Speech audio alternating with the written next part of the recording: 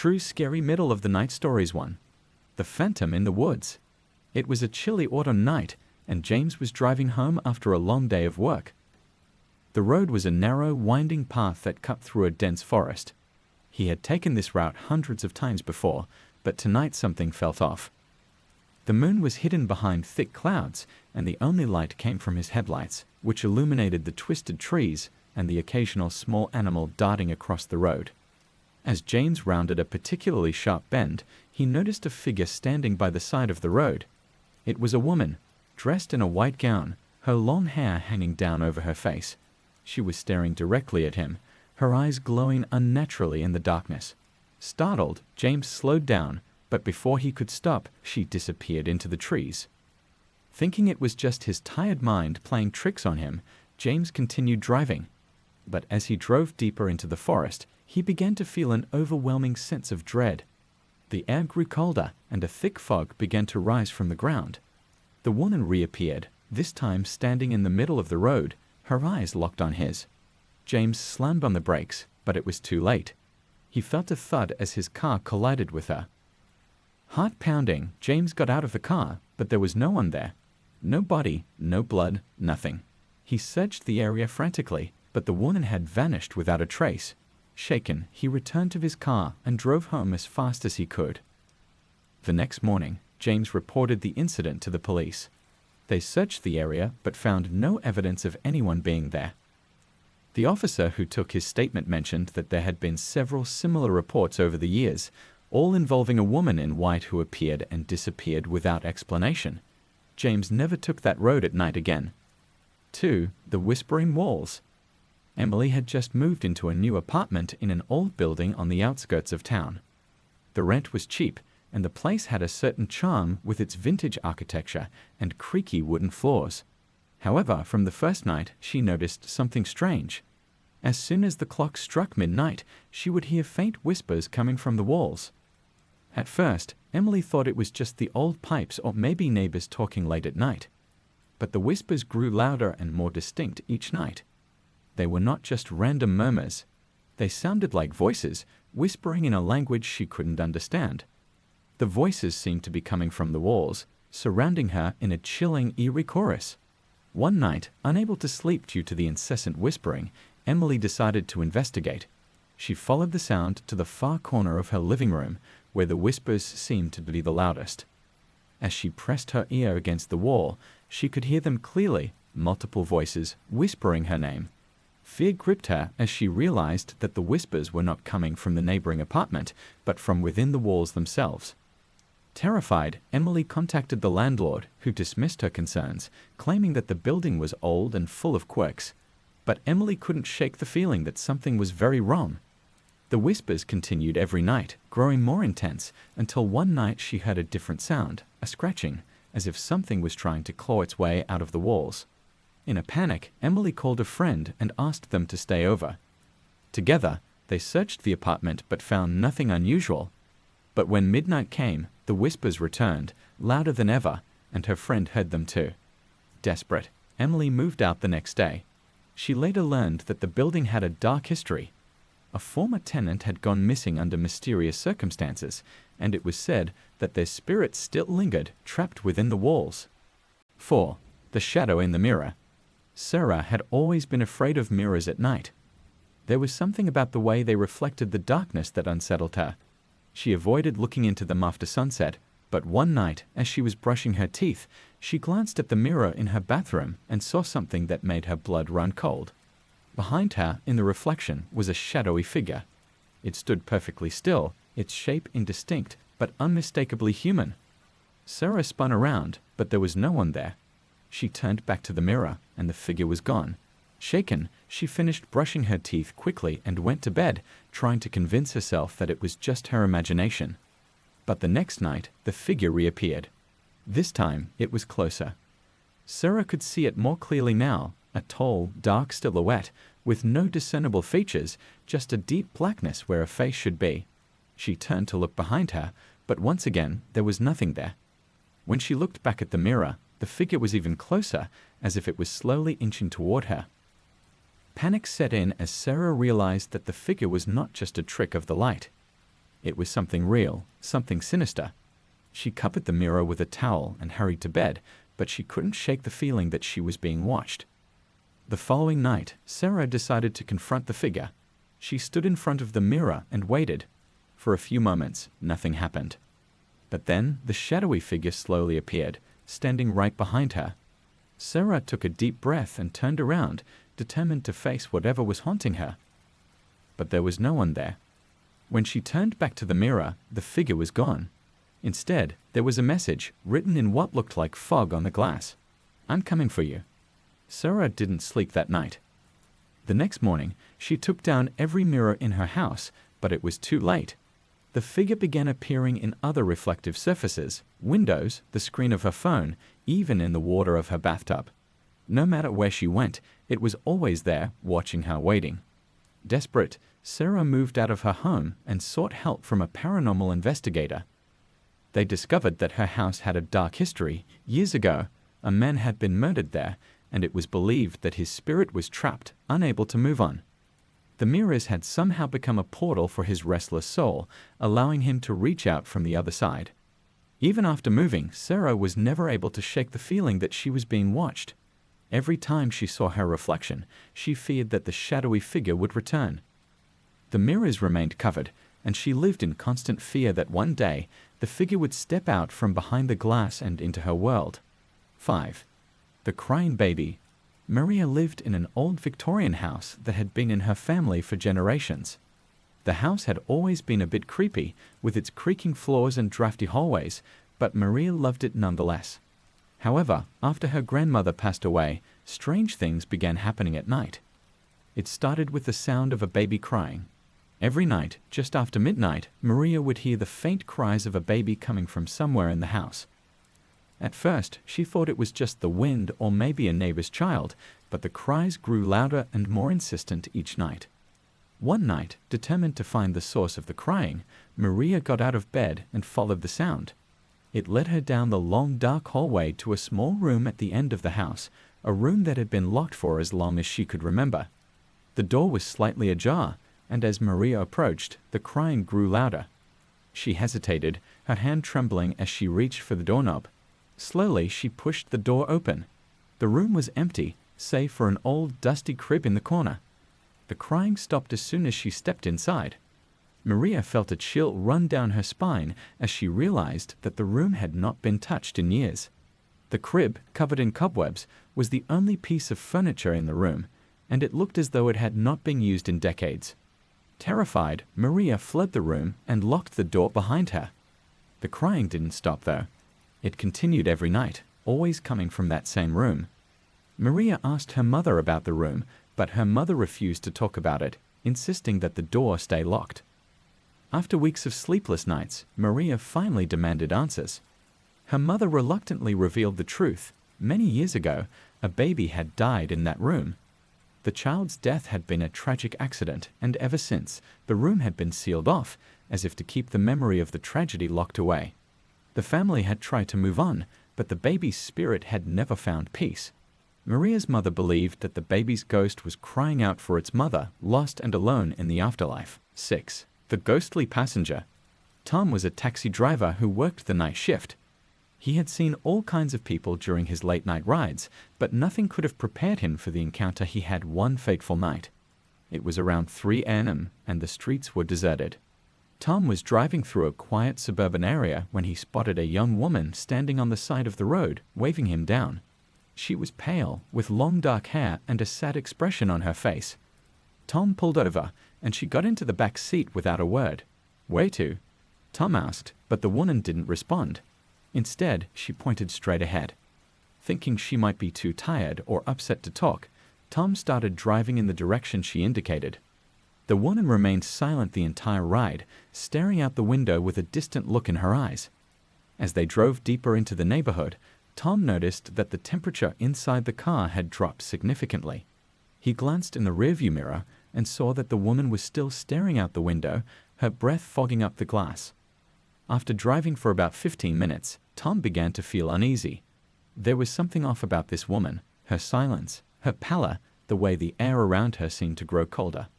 Finally, They arrived at a small, old house at the end of a dead-end street. "Is this the place?" Tom asked, but the woman didn't answer. Instead, she opened the door and stepped out of the car. Tom watched as she walked up to the house, but as she reached the front door, she suddenly vanished. One moment she was there, and the next she was gone. Tom's heart pounded in his chest as he realized he had just given a ride to a ghost. Terrified, Tom sped away from the house, not daring to look back. When he returned to the taxi stand, he told his fellow drivers what had happened. One of the older drivers nodded solemnly and said, "You met the ghost of the woman who died in a car accident on that road years ago. She's been looking for a ride home ever since." Tom quit his job shortly after that night. He couldn't shake the image of the ghostly passenger and the cold, empty feeling she had left in his car. 7. The entity in the basement. When Steve and his wife moved into their new home, they were excited to start a new chapter in their lives. The house was old but charming, with plenty of space for them to grow their family. The only part of the house that gave them pause was the basement. It was dark, damp, and unfinished, with a strange, musty smell that seemed to cling to the air. At first, Steve and his wife avoided the basement, using it only for storage. But as the months went by, Steve began to notice odd things happening whenever he went down there. Tools and boxes would be moved around, and he would sometimes feel like he was being watched. One night, while his wife was away on a business trip, Steve was in the basement trying to fix a leaky pipe. The silence was oppressive, and the only light came from a single bare bowl hanging from the ceiling. As he worked, Steve heard a faint whisper behind him. He froze, listening. The whispering continued, growing louder and more insistent. Steve turned around, expecting to see someone standing there, but the basement was empty. The whispering stopped abruptly, and for a moment, there was nothing but silence. Then the light bulb began to flicker, casting eerie shadows on the walls. Steve felt a cold breeze brush past him, and he could have sworn he saw a dark figure move in the corner of his eye. Panicking, Steve grabbed his tools and rushed upstairs, slamming the basement door behind him. He tried to tell himself it was just his imagination, but the feeling of being watched lingered. The next day, Steve spoke to a neighbor about the strange experience. The neighbor looked concerned and told him that the previous owners had reported similar occurrences. They had even called in a paranormal investigator who claimed that the basement was haunted by a malevolent entity. Steve's wife dismissed the idea as nonsense, but Steve couldn't shake the feeling that something was wrong. He refused to go into the basement alone after that, and eventually they decided to sell the house.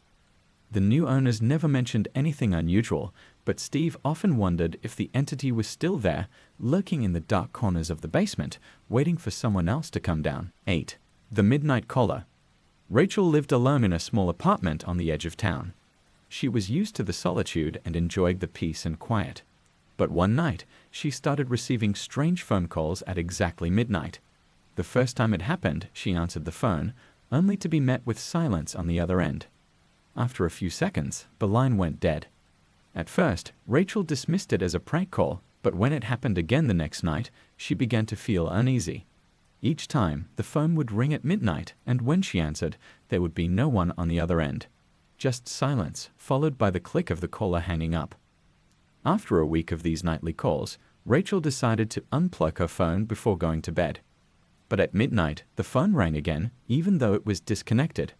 Heart pounding, Rachel answered the phone, her voice shaking as she said, "Hello." This time, there was a response. A raspy, whispering voice said, "I'm watching you." Terrified, Rachel hung up the phone and called the police, but they couldn't trace the call. The calls continued every night, and Rachel became more and more paranoid. She started sleeping with the lights on and checked every lock in her apartment multiple times. One night, after receiving the usual midnight call, Rachel heard a noise outside her window. She lived on the ground floor, and the thought of someone being outside her window sent a jolt of fear through her. Slowly, she approached the window and peered outside. In the dim light of the street lamp, she saw a figure standing in the shadows watching her.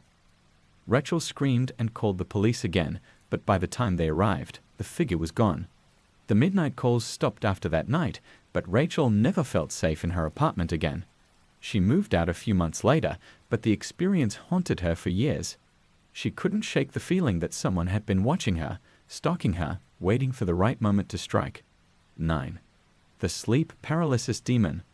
Mark had always suffered from sleep paralysis, a condition where he would wake up in the middle of the night unable to move, feeling as though a heavy weight was pressing down on his chest. He was used to the experience, but one night, something changed. He woke up in the middle of the night, unable to move as usual, but this time he wasn't alone. Out of the corner of his eye, he saw a dark figure standing at the foot of his bed. It was tall and thin, with long, spindly fingers that seemed to reach out toward him. Its face was obscured by shadows, but Mark could feel its eyes on him, watching him with malevolent intent. As he lay there, helpless, the figure began to move closer, its bony fingers extending toward him. Mark tried to scream, but no sound came out. He could feel the figure's cold breath on his face as it leaned in, whispering something in a language he didn't understand. The figure climbed onto the bed, its weight pressing down on Mark's chest, making it even harder to breathe. He could feel its hands wrapping around his throat, and in that moment, he was certain he was going to die. Just as suddenly as it had started, the paralysis broke, and Mark was able to move again. The figure was gone, and he was alone in his room. Drenched in sweat and gasping for breath, Mark sat up, his heart racing. He didn't sleep for the rest of the night, afraid that the figure would return. Over the next few weeks, the sleep paralysis episodes continued, and each time, the figure would reappear, getting closer and closer to Mark. Desperate for answers, Mark consulted a sleep specialist, but they couldn't explain the presence of the figure. Some suggested it was just a hallucination, a manifestation of his fear during the paralysis. But Mark knew it was more than that. One night, as the figure appeared again, Mark decided to confront it. Summoning all his strength, he managed to speak, demanding to know what it wanted. The figure paused, its fingers inches from his throat, and then it spoke in a voice that was barely more than a whisper. "I'm here to take you." Mark never had another sleep paralysis episode after that night. But the experience left him deeply shaken, and he couldn't shake the feeling that the figure was still out there, waiting for another chance to take him. 11. The figure on the stairs. Lucy had recently moved into a charming old townhouse in a quiet neighborhood. The house was full of character, with creaky wooden floors and a grand staircase that led up to the bedrooms. It seemed like the perfect place to start fresh after a difficult breakup. But from the very first night, Lucy felt uneasy. It started with small things, a door that would be open when she knew she had closed it, lights flickering for no apparent reason, and an odd creaking sound that seemed to echo through the house late at night. Lucy dismissed these as the quirks of an old house, but as the days passed, the noises became more frequent, particularly around midnight. One night, as Lucy lay in bed reading, she heard a distinct creaking sound coming from the staircase. It was as if someone was slowly walking up the stairs, step by step. Her heart began to race as she listened, the sound growing louder with each passing second. She got up and cautiously approached the bedroom door, her hand trembling as she reached for the handle. As she opened the door, the creaking stopped abruptly. She peered down the dark hallway but saw nothing. The staircase was empty. Trying to calm her nerves, Lucy convinced herself it was just the house settling, or perhaps a draft. But deep down, she knew something was wrong. The next night, the same thing happened, only this time, the creaking was accompanied by a soft whispering sound, as if someone was speaking just out of earshot. The whispers sent chills down her spine, and Lucy couldn't shake the feeling that she was being watched. The following evening, determined to catch whoever or whatever was making the noises, Lucy set up a camera at the top of the stairs before going to bed. At midnight, the creaking began again, followed by the whispers. Lucy stayed in her room, too frightened to investigate, but in the morning she reviewed the footage. What she saw on the camera made her blood run cold. As the clock struck midnight, a shadowy figure appeared at the bottom of the stairs. It was barely visible, a dark shape that slowly began to ascend the staircase, stopping on each step as if to ensure it was heard. The figure paused at the top of the stairs, directly in front of the camera, but its features were obscured, as if it were made of shadows. Then it vanished. Lucy immediately packed her bags and left the house, unable to spend another night there. She later learned that the previous owner had died in a fall down those very stairs. Some believed that his spirit still lingered, eternally walking the staircase, trying to reach the top but never quite making it. 12. The man in the window. John lived in a rural area, far from the hustle and bustle of the city. His house was surrounded by thick woods, and the nearest neighbor was miles away. John loved the peace and quiet, but that all changed one summer night. It was late, and John was getting ready for bed when he heard a strange tapping sound coming from the window in his living room. He paused, listening carefully. The tapping was faint but persistent, as if someone was gently knocking on the glass. John approached the window, expecting to see a tree branch or some other explanation, but when he looked outside, there was nothing there. Puzzled, he shrugged it off and went to bed. But just as he was about to fall asleep, the tapping started again, this time on the window in his bedroom. John sat up, his heart pounding. He slowly got out of bed and walked over to the window, but once again there was nothing there. The woods outside were dark and still, with no sign of movement. Over the next few nights, the tapping continued, always at different windows and always late at night.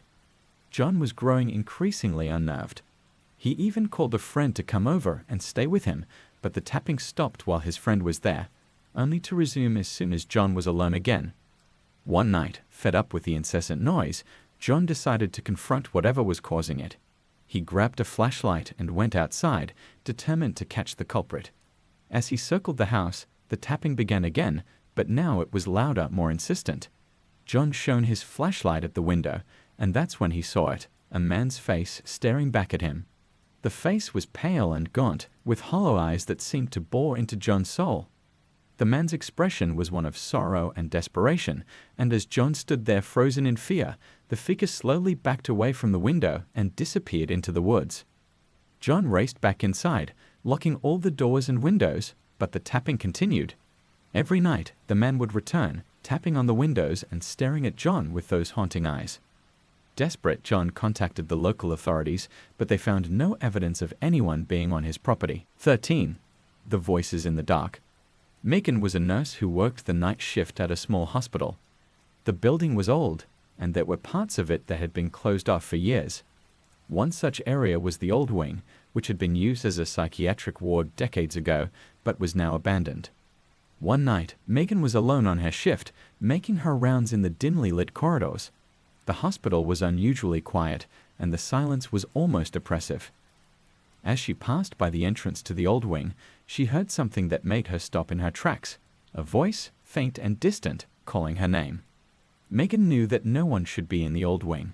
It had been sealed off years ago, and no patients were housed there. Curious and a little frightened, she approached the door that led to the old wing. The door was locked, but the voice persisted, growing louder and more insistent. It was a woman's voice, calling for help.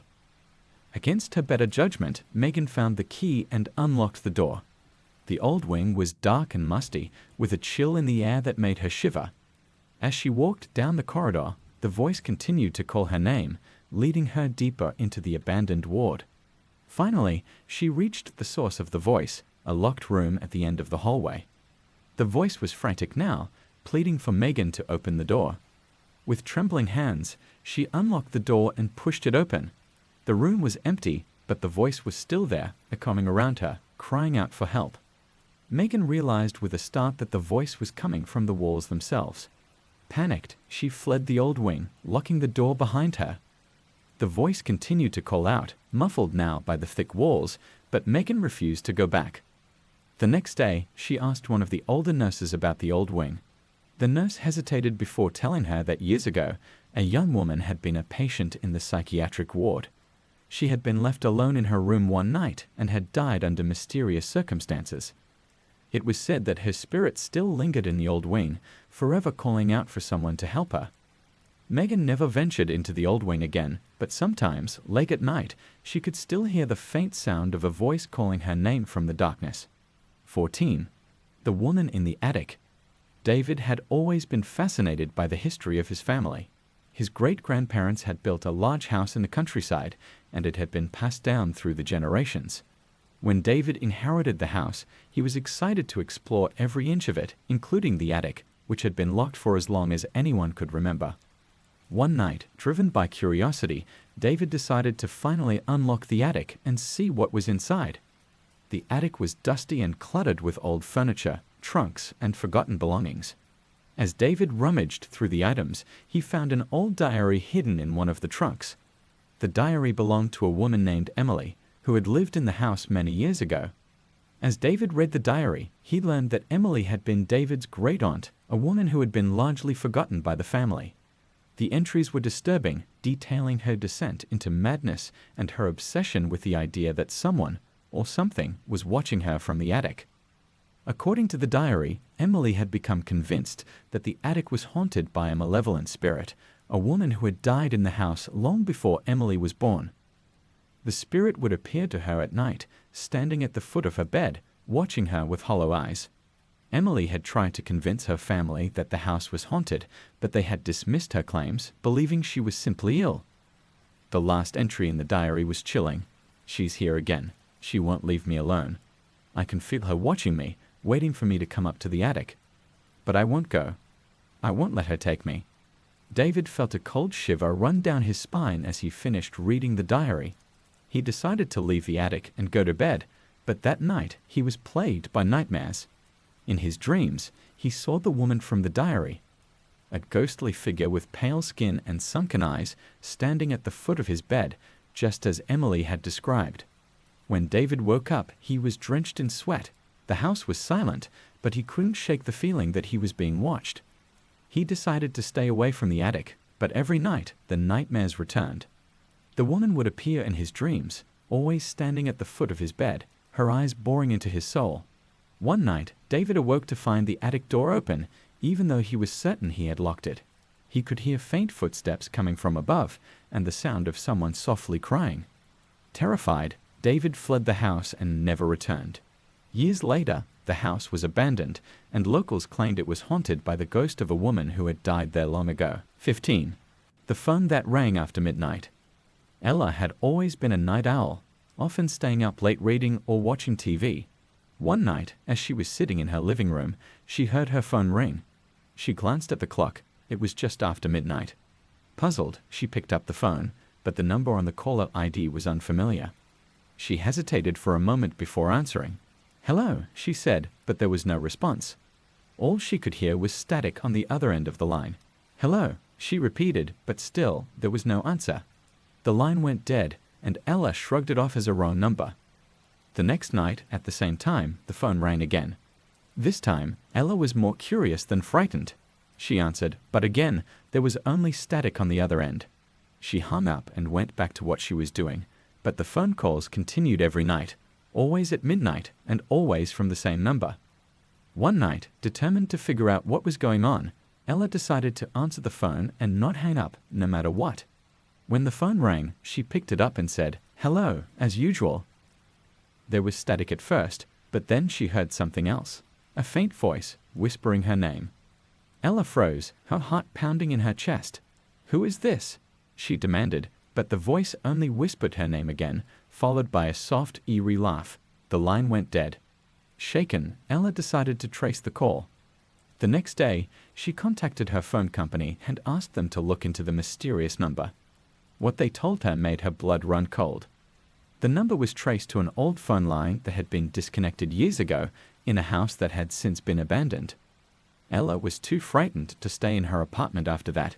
She moved in with a friend, but the calls continued, always at midnight and always from the same disconnected number. Ella changed her phone number, but the calls persisted, as if the mysterious caller could find her no matter where she went. To this day, Ella still doesn't know who or what was calling her. She lives in fear of her phone ringing after midnight, dreading the moment when she'll hear that eerie voice whisper her name again. 16. The Stalker in the Woods. Jessica had always loved going for late-night walks in the woods near her house. It was peaceful, and she enjoyed the quiet solitude that the forest offered. One night, after a long day, she decided to take a walk to clear her mind. The moon was full, casting an eerie glow through the trees, and the path she followed was well-worn and familiar. As she walked deeper into the woods, she began to feel a strange sense of unease, as if she were being watched.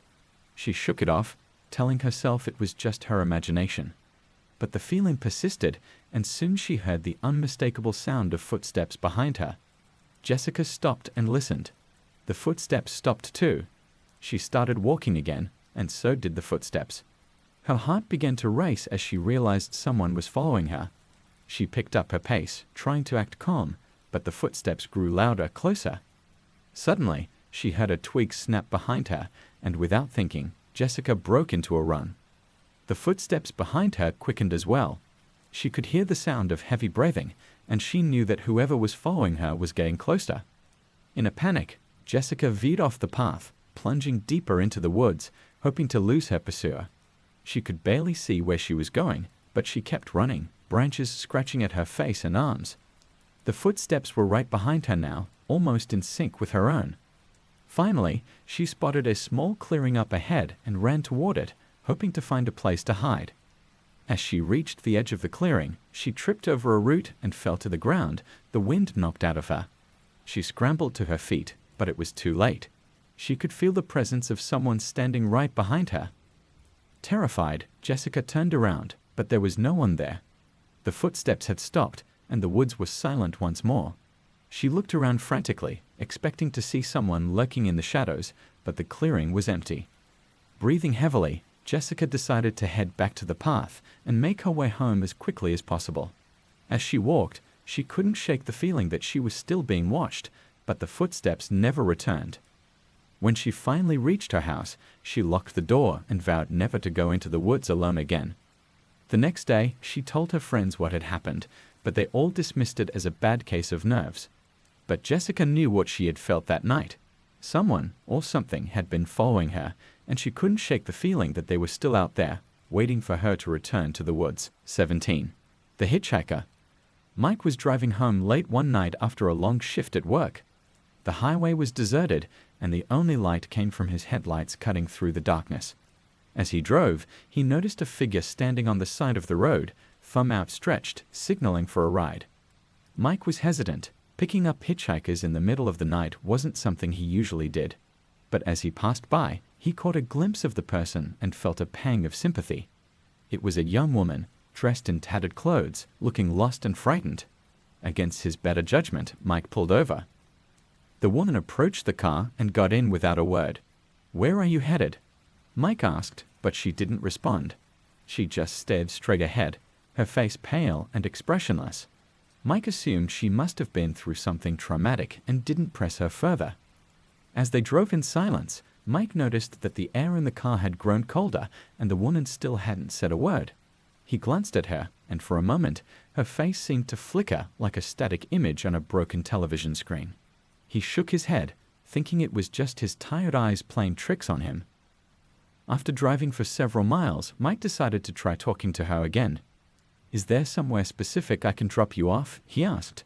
The woman finally turned to look at him, and Mike felt a chill run down his spine. Her eyes were hollow, and her expression was one of deep sorrow. "Just up ahead," she whispered, her voice barely audible. Mike nodded and continued driving, but the unease in his chest grew stronger.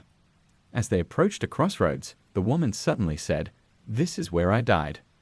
Mike slammed on the brakes, his heart racing. He turned to look at the woman, but the passenger seat was empty. The door hadn't opened, and there was no sign of her anywhere. Confused and terrified, Mike looked around, realizing he was near an intersection where a deadly car accident had occurred several years earlier. The realization hit him like a punch to the gut. He had just picked up the ghost of a hitchhiker, doomed to relive the moment of her death over and over again. Shaken, Mike drove home as fast as he could, vowing never to stop for a hitchhiker again, especially in the dead of night. 18. The creeping darkness. Natalie had always been afraid of the dark ever since she was a child. As an adult, she managed to keep her fear in check, but it was still there, lurking in the back of her mind. One night, her worst fear came true. Natalie lived alone in a small apartment, and one evening, the power went out. The entire building was plunged into darkness, and Natalie's heart began to race. She grabbed her phone and used the flashlight to find her way around, but the small beam of light did little to calm her nerves.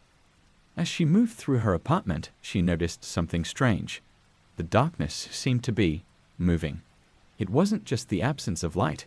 It was as if the shadows themselves were alive, creeping slowly toward her. She shook her head, trying to convince herself it was just her imagination.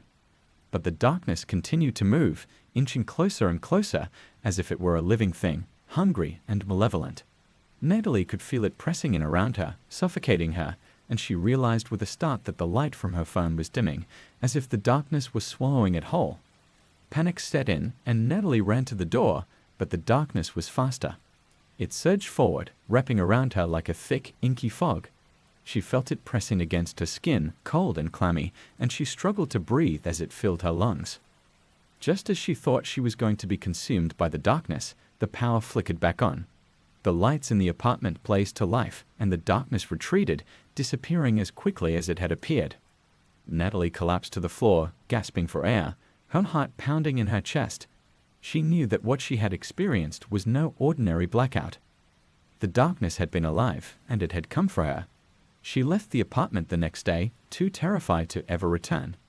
To this day, Natalie can't be in the dark without feeling that creeping, suffocating presence, always waiting just beyond the reach of the light. 19. The haunted radio. Frank loved collecting old radios. There was something about the vintage look and the crackling sound they produced that fascinated him.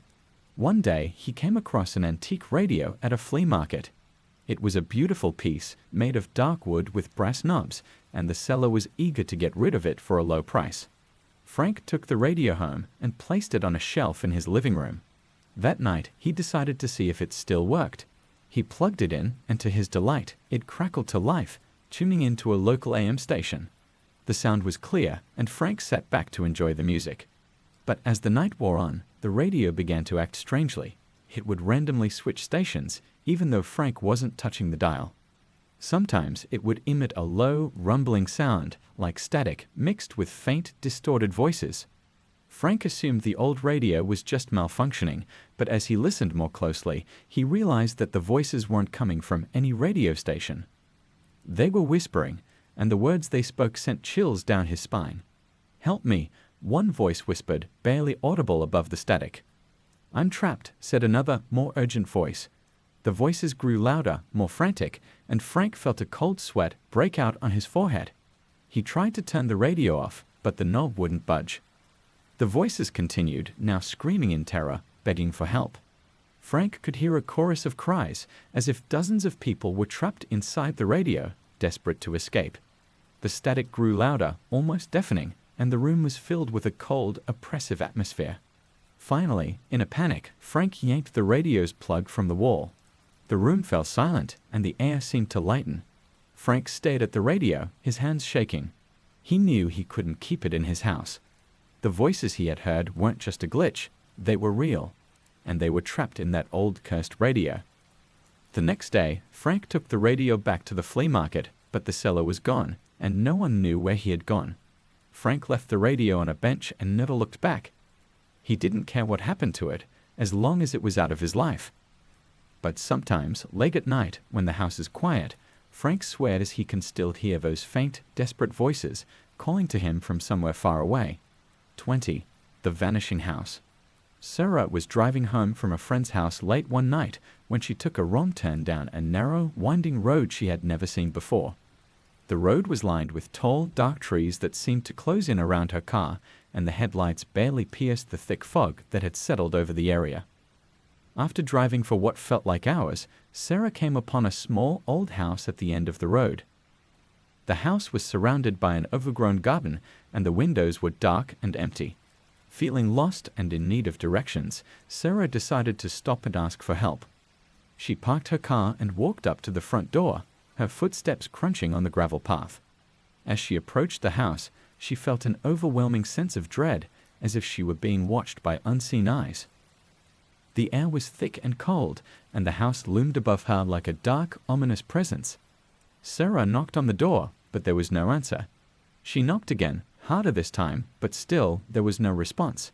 Just as she was about to turn and leave, the door creaked open on its own, revealing a dark, empty hallway. Despite her better judgment, Sarah stepped inside, calling out to see if anyone was home. Her voice echoed through the house, but there was no reply. The interior was old and dusty, with furniture covered in white sheets, as if the house had been abandoned for years. As she explored further, Sarah noticed that the house seemed to be much larger on the inside than it appeared from the outside. The hallways twisted and turned, leading to rooms that were filled with strange, old-fashioned objects. She felt disoriented, as if the house were playing tricks on her mind. Suddenly, she'd heard footsteps behind her, and she spun around, but there was no one there. The footsteps grew louder, echoing through the house, and Sarah felt a cold breeze brush past her. Panic set in, and she turned to leave, but the hallway she had just walked down had vanished, replaced by a solid wall. Trapped and terrified, Sarah began to run, but every turn led her deeper into the maze-like interior of the house. The walls seemed to shift and move, closing in around her, and the footsteps followed her, relentless and unyielding. Finally, Sarah stumbled into a room with a large, dusty mirror on the wall. Desperate, she approached the mirror, hoping to find some way out. But when she looked into the mirror, she saw not her own reflection, but a twisted, malevolent figure standing behind her. 21. The Crying Woman. Tyler had just moved into a small, quiet apartment in an old building in the city. The rent was cheap, and the place had a certain charm, but from his very first night, he began hearing strange noises. At first, he thought it was just the sounds of an old building settling, but soon he realized there was something more. Every night, just after midnight, Tyler would hear the sound of a woman crying. It was soft at first, barely audible, but as the minutes passed, the crying would grow louder, more desperate, and more heartbreaking. The sound seemed to be coming from the apartment above him, but when Tyler asked the building manager about it, he was told that the apartment upstairs had been vacant for years. Disturbed but curious, Tyler decided to investigate. One night, when the crying started again, he went upstairs to the vacant apartment. The door was locked, but the crying continued, muffled but unmistakable. He knocked on the door, calling out to see if anyone was there, but there was no response, only the sound of weeping. Unable to shake the feeling that something was terribly wrong, Tyler convinced the building manager to open the door. When they entered the apartment, they found it empty, just as the manager had said. The rooms were bare, and dust covered every surface, as if no one had lived there in years. But the crying didn't stop. It continued to echo through the apartment, even though there was no one there. Tyler could feel a cold draft, as if the air itself were filled with sorrow and despair. The building manager, unnerved, refused to stay any longer and quickly left, locking the door behind him. That night, the crying was louder than ever, and Tyler couldn't sleep. He felt an overwhelming sadness, as if the pain of the crying woman was seeping into his own soul. He tried to block out the sound, but it was relentless, filling every corner of his apartment. The next morning, Tyler did some research and discovered that years ago, a woman had lived in the apartment above him. She had been heartbroken after losing her child and had taken her own life. Since then, tenants who lived in the building reported hearing her crying at night, but no one had ever seen her. Desperate for peace, Tyler moved out of the apartment as soon as he could. But even in his new place, far from the old building, he sometimes thought he could still hear her crying, echoing faintly in the dead of night. 22. The Whispering Mirror. Julia had always been fascinated by antiques, and when she found an old ornate mirror at a flea market, she knew she had to have it. The mirror was large, with a heavy wooden frame carved with intricate designs, and the glass was slightly tarnished, giving it a mysterious vintage look. She brought it home and hung it in her bedroom, admiring how it added a touch of elegance to the room. But from the moment the mirror was hung, strange things began to happen. At night, when the house was quiet, Julia would hear faint whispers coming from the direction of the mirror. The whispers were soft and unintelligible, like the murmuring of a distant conversation. At first, she thought it was just the sound of the wind or her imagination, but the whispers continued night after night. One evening, as Julia was getting ready for bed, she noticed something strange in the mirror. It wasn't just her reflection staring back at her, there was something else. In the background, just behind her, she could see the faint outline of a figure, barely visible, but definitely there. She spun around, but the room was empty. Her heart raced as she turned back to the mirror. The figure was gone, but the whispers had grown louder, more insistent.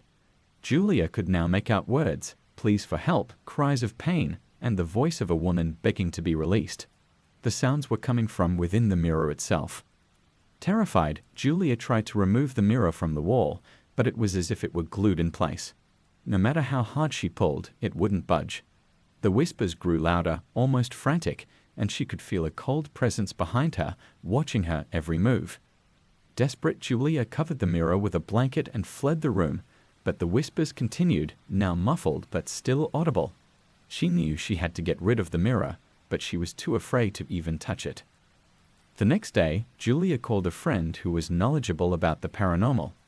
Her friend told her that the mirror was likely a portal, a gateway through which spirits could communicate with the living. She advised Julia to have the mirror removed by a professional and blessed to close the portal.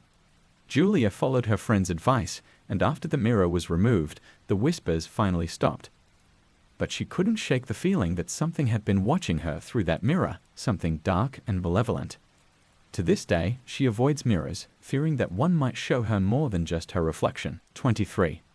The haunted playground. Megan and her friends had heard the rumors about the old playground on the outskirts of town. It was said to be haunted, abandoned years ago after a series of tragic accidents involving children who played there. The playground was overgrown with weeds, the swings creaked in the wind, and the rusted slide stood like a forgotten sentinel in the darkness. One night, on a dare, Megan and her friends decided to visit the playground after dark. Armed with flashlights and bravado, they made their way to the eerie spot, laughing nervously as they approached the dilapidated equipment. As they walked through the playground, Megan felt a strange sense of sadness, as if the very air was heavy with grief. The wind rustled through the trees, and the swings moved slowly back and forth, even though there was no one on them. The atmosphere was thick with an unsettling energy, but the friends brushed it off as their imaginations running wild. They decided to play on the equipment, hoping to dispel the tension with some lighthearted fun. Megan climbed onto one of the swings and began to push herself back and forth. But as she did, she felt a sudden coldness, as if someone had just walked past her. The swing beside her began to move on its own, swaying gently, and she could hear the faint sound of children's laughter in the distance. Startled, Megan jumped off the swing and told her friends what she had experienced. They all laughed, teasing her for being scared, but as they continued to explore the playground, strange things began to happen. One friend claimed to feel a hand grab her ankle as she walked past the sandbox, while another swore he saw a shadowy figure dart between the trees. Then, without warning, the merry-go-round in the center of the playground began to spin on its own. The rusty metal creaked loudly as it turned faster and faster, even though there was no wind strong enough to move it. The friends stood frozen in fear, watching as the playground seemed to come to life around them.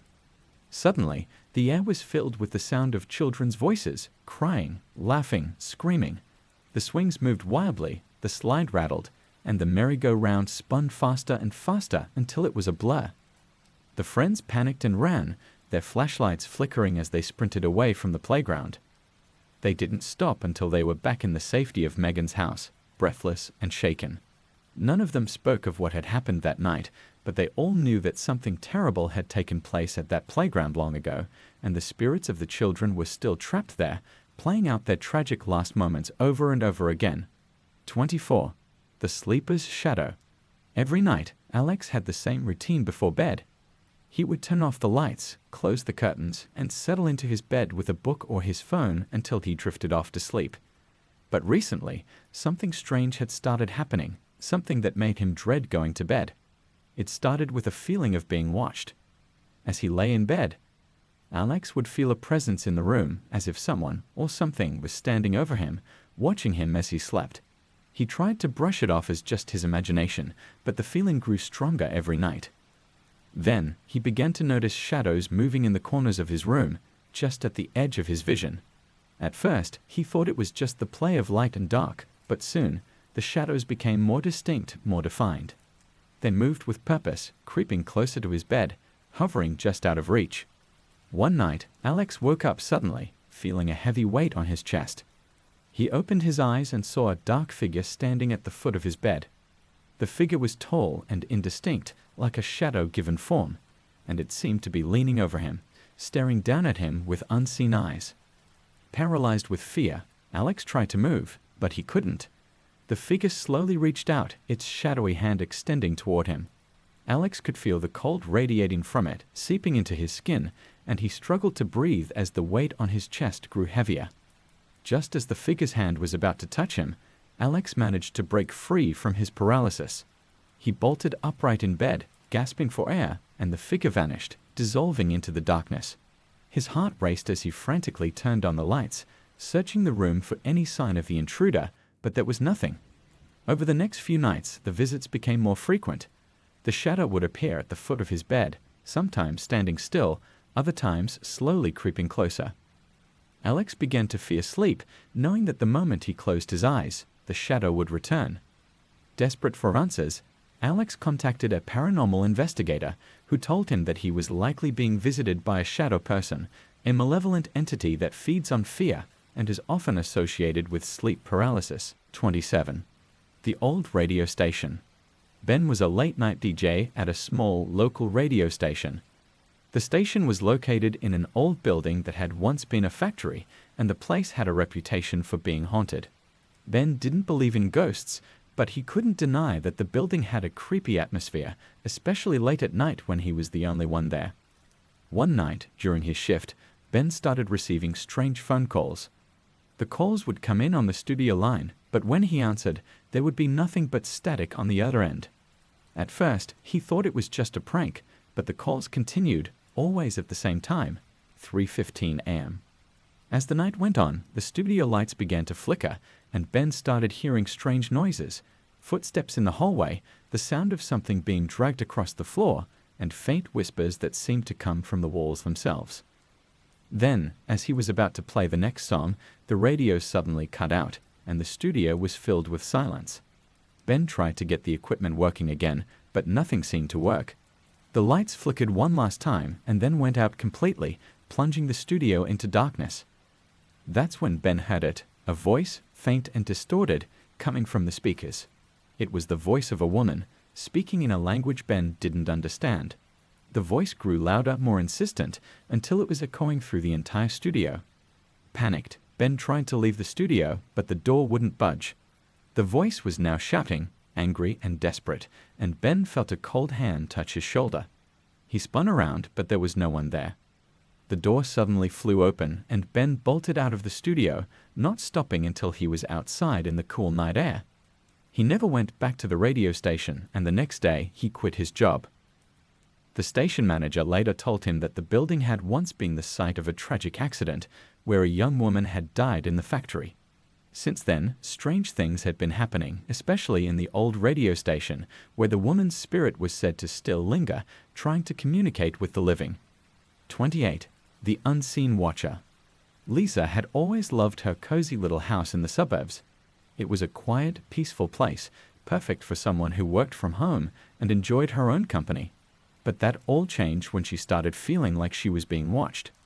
It began with small things, strange noises in the middle of the night, objects being moved, and the feeling of someone standing behind her. Lisa tried to ignore it, telling herself it was just her imagination, but the feeling of being watched grew stronger with each passing day. One night, as Lisa was getting ready for bed, she noticed something odd. The curtains in her bedroom were slightly parted, as if someone had been looking in from outside. She closed them tightly and went to bed, but sleep didn't come easily. Around midnight, Lisa woke up suddenly, her heart pounding in her chest. She had the distinct feeling that someone was in the room with her. She lay still, listening to the darkness, and that's when she heard it, a soft, rhythmic breathing, as if someone was standing right beside her bed. Terrified, Lisa slowly turned her head, but there was no one there. The breathing continued, louder now, almost right in her ear. She bolted upright and turned on the light, but the room was empty. The breathing had stopped, but the feeling of being watched was stronger than ever. Unable to sleep, Lisa spent the rest of the night sitting in her living room, all the lights on, clutching a kitchen knife.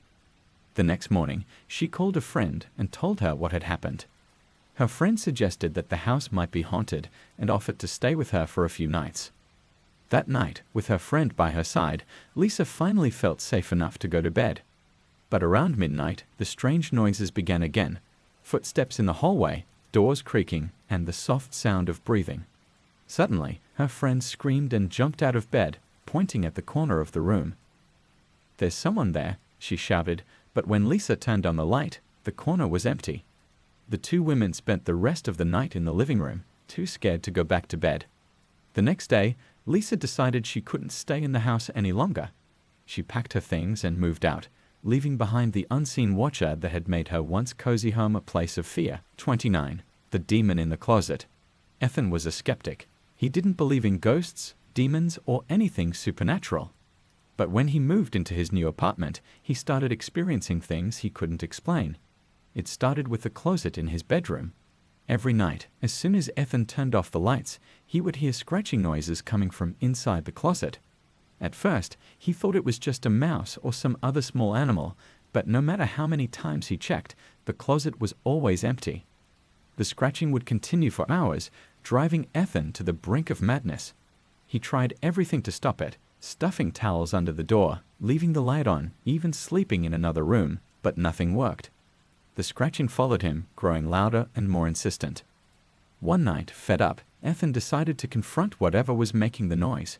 He grabbed a flashlight and threw open the closet door, determined to find the source of the sound. But what he found was far worse than he could have imagined. The closet was empty as usual, but the air inside was thick with a foul, sulfuric smell.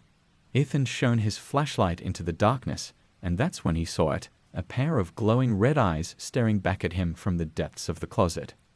Ethan froze, his heart pounding in his chest. The eyes blinked, and a low growl filled the room, reverberating through the walls.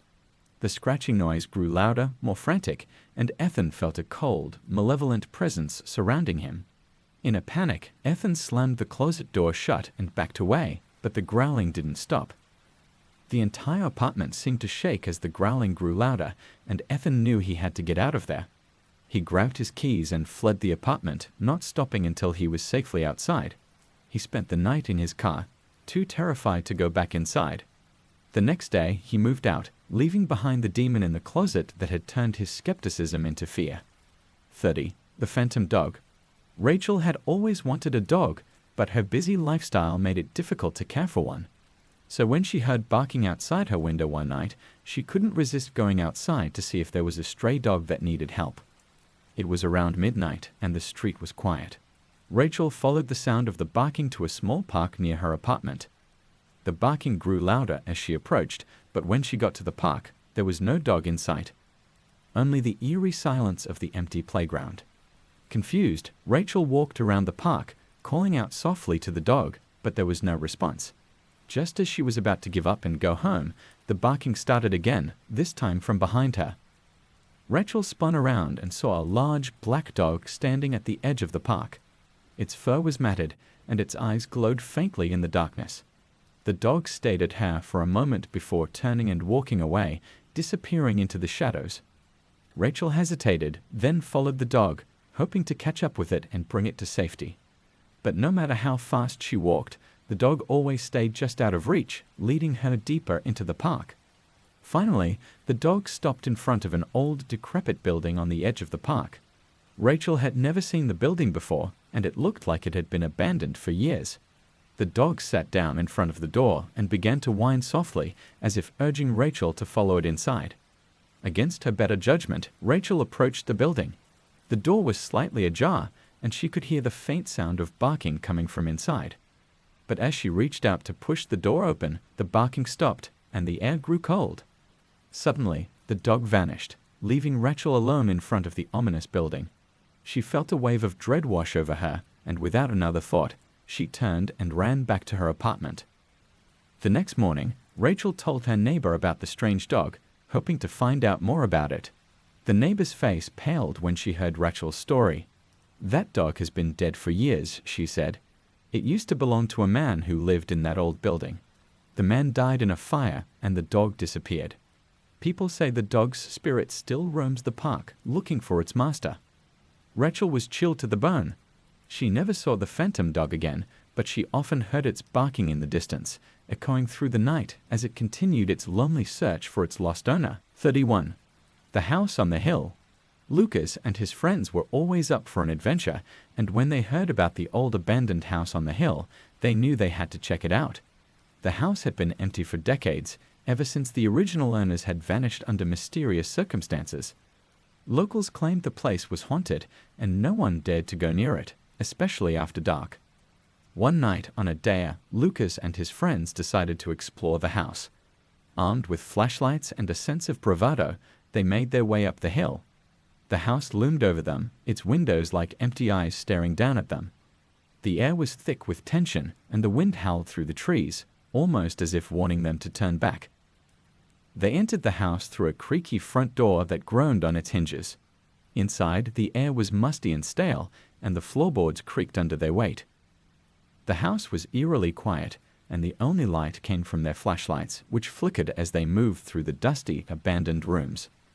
As they explored, Lucas began to feel uneasy. The shadows seemed to move on their own, and he kept catching glimpses of movement out of the corner of his eye. His friends, too, seemed on edge, their laughter growing more nervous as they ventured deeper into the house. In one of the upstairs bedrooms, they found an old dust-covered mirror hanging on the wall. It was cracked, with a jagged line running through the middle, distorting their reflections. As Lucas stared into the mirror, he felt a chill run down his spine. For a brief moment, he thought he saw someone standing behind him, a tall, dark figure with hollow eyes and a twisted smile. He spun around, but the room was empty. His friends noticed his sudden movement and asked what was wrong, but Lucas just shook his head, unwilling to admit that he was spooked. They continued exploring, but the feeling of being watched grew stronger with each passing minute. Suddenly, the door to the bedroom slammed shut with a deafening bang, and the room was plunged into darkness as their flashlights flickered out. Panic set in as they tried to open the door, but it wouldn't budge. The air grew cold, and they could hear faint whispers, as if a group of people were standing just outside the door, murmuring to one another. Then the mirror began to glow with a faint, eerie light. The reflection in the cracked glass showed not the empty room, but a group of people, figures dressed in old-fashioned clothes, standing silently behind them, watching them with empty eyes. Lucas and his friends screamed, pounding on the door in a desperate attempt to escape. Finally, with a loud creak, the door swung open, and they stumbled out of the room, their hearts racing. They didn't stop running until they were back outside, far from the haunted house on the hill. None of them spoke about what they had seen in the mirror, but they all agreed never to return to the house. Later, they learned that the original owners of the house had been a family who had disappeared without a trace. Some believed their spirits still lingered in the house, trapped in the mirrors, waiting for someone to join them. 32. The phone booth. Jacob was driving home late one night when he ran out of gas in the middle of nowhere. With no cell phone signal and no houses in sight, he was stranded on a desolate country road. As he walked along the road, hoping to find help, he spotted something up ahead. A lone phone booth standing on the side of the road, illuminated by a single flickering light. Relieved, Jacob approached the phone booth, but something about it seemed off.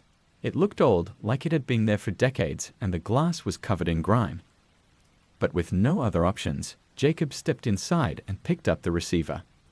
To his surprise, there was a dial tone, and he quickly dialed his friend's number, hoping someone would come to his rescue. But before the call could connect, the line went dead, replaced by a strange static. Then, through the static, Jacob heard a voice, a deep, distorted voice that sent chills down his spine. "Why are you here?" The voice growled, as if the speaker were right behind him. Jacob spun around, but the booth was empty. His heart pounded in his chest as the voice continued. "You shouldn't have come here," it said, the words dripping with malice. Terrified, Jacob slammed the receiver down and tried to leave the booth, but the door wouldn't open. No matter how hard he pushed, it wouldn't budge, and the voice grew louder, more insistent. "You're one of us now," it said, the words echoing in his ears. Jacob pounded on the glass, desperate to escape, but the booth seemed to be closing in on him, the walls pressing closer and closer. Just as he thought he was going to suffocate, the door suddenly flew open, and Jacob stumbled out, gasping for air. 33. The haunted hotel room. Emily was traveling for work and had booked a room at an old hotel in a small town. The hotel had a vintage charm, with antique furniture and creaky wooden floors, but it also had an unsettling atmosphere that made Emily uneasy. The concierge, an elderly woman with a stern expression, handed Emily the key to her room with a warning. "Don't stay in the room after midnight," she said, her voice barely above a whisper. "If you hear someone knocking, don't open the door." Emily brushed off the warning as nothing more than a strange quirk of the old woman and headed to her room. The room was small but cozy, with a large bed and an ornate mirror on the wall. The only thing that seemed out of place was an old wooden rocking chair in the corner of the room. That night, after finishing her work, Emily got ready for bed. As she lay down, she noticed that the rocking chair was gently swaying back and forth, even though there was no one in it. She shivered, telling herself it was just a draft, and pulled the covers over her head. Just as she was drifting off to sleep, she heard a faint knocking at the door. She remembered the concierge's warning and froze, listening as the knocking grew louder. It was a slow, deliberate knock, as if someone was patiently waiting for her to answer. Terrified, Emily stayed in bed, trying to ignore the sound. But the knocking continued, relentless, until she couldn't take it anymore. She got up and cautiously approached the door, her hand hovering over the doorknob. "Who's there?" she called out, her voice trembling. There was no answer, only the sound of the knocking, louder now, more insistent. Summoning her courage, Emily yanked the door open, but the hallway was empty. The knocking stopped abruptly, and she felt a cold breeze brush past her. Shaken, she quickly closed the door and bolted it shut. As she turned back to the room, she noticed something chilling. The rocking chair was now facing the bed, as if someone had been sitting in it, watching her. The chair rocked back and forth, creaking with each movement, and Emily could see the faint outline of a figure sitting in the chair, barely visible in the dim light. Panic set in, and Emily grabbed her things, fleeing the room without looking back. She spent the rest of the night in the hotel lobby, too frightened to return to her room. The next morning, she checked out early and asked the concierge about the room. The old woman sighed and shook her head. "That room is cursed," she said. "Many guests have reported the same thing, knocking at the door, the rocking chair moving on its own. They say it's the spirit of a man who died in that room many years ago, waiting for someone to join him." Emily left the hotel as quickly as she could, vowing never to stay there again. The experience haunted her for years, and she couldn't shake the feeling that the spirit in the rocking chair was still waiting for someone to open the door. 34. The mirror in the attic. Oliver had recently inherited his grandparents' old house, a large, rambling estate that had been in the family for generations. The house was filled with antiques and heirlooms, but there was one item in particular that caught his attention: a large, ornate mirror hidden away in the attic. The mirror was covered in a thick layer of dust, and the glass was foggy and tarnished with age. But despite its condition, there was something about it that drew Oliver in. He decided to clean it up and hang it in his bedroom, thinking it would add a touch of elegance to the room. That night, after hanging the mirror, Oliver began to feel uneasy. The mirror seemed to cast strange shadows across the room, and no matter where he stood, he always felt like something was watching him. He tried to ignore it, telling himself it was just his imagination, but the feeling of being watched grew stronger as the night wore on. Around midnight, Oliver woke up to the sound of whispers. The room was dark, but the mirror seemed to glow faintly in the darkness. He sat up in bed, trying to make out the source of the whispers, but they were coming from everywhere and nowhere at once. Suddenly, the whispers stopped, and Oliver saw something that made his blood run cold. The reflection in the mirror was not his bedroom. It was a different room entirely, dark and foreboding, with a single figure standing in the center. The figure was tall and thin, with long, spindly fingers and a face obscured by shadows. The figure slowly turned to face Oliver, its eyes glowing with a malevolent light. It raised its hand and pointed directly at him, as if beckoning him to come closer. Terrified, Oliver tried to look away, but his gaze was locked on the mirror. The figure began to move, slowly stepping out of the mirror, its long fingers reaching for him. Just as it was about to touch him, Oliver snapped out of his trance and threw a blanket over the mirror, breaking the spell. 35. The Black Dog. William had always been skeptical of ghost stories, but after his encounter with the black dog, he became a firm believer in the supernatural. It happened one night as he was driving home from a friend's house in the countryside. The road was dark and winding, with thick woods on either side, and there were no other cars in sight. As he rounded a bend, Liam saw something in the road up ahead. A large black dog standing in the middle of the lane. The dog was huge, with matted fur and glowing red eyes that seemed to pierce through the darkness. It stood perfectly still, staring directly at Liam's car. Liam slowed down, expecting the dog to move, but it didn't budge. He honked his horn, but the dog remained in place, its eyes never leaving him. Uneasy, Liam decided to drive around the dog, but as he did, the dog suddenly darted into the woods and disappeared from sight. Relieved, Liam continued driving, but a few minutes later, the dog reappeared, this time on the side of the road, running alongside his car. No matter how fast he drove, the dog kept pace, its red eyes glowing in the darkness. Liam's heart pounded in his chest as he tried to lose the dog, but it seemed to be toying with him, darting in and out of the woods, always just within sight. Finally, after what felt like hours, the dog vanished as suddenly as it had appeared, leaving Liam shaken and confused. When he finally arrived home, Liam told his family about the black dog. His grandfather, a superstitious old man, grew pale when he heard the story. "That was the black shuck," he said. "It's a ghostly dog that haunts the countryside. Seeing it is a bad omen. Some say it's a harbinger of death." Liam tried to laugh it off, but he couldn't shake the feeling that something terrible was about to happen. A few days later, his grandfather passed away unexpectedly, and Liam couldn't help but wonder if the black shuck had been a warning. From that day on, Liam avoided driving on that road at night, and whenever he heard the howl of a dog in the distance, he felt a chill run down his spine, knowing that the black shuck was still out there, waiting for its next victim.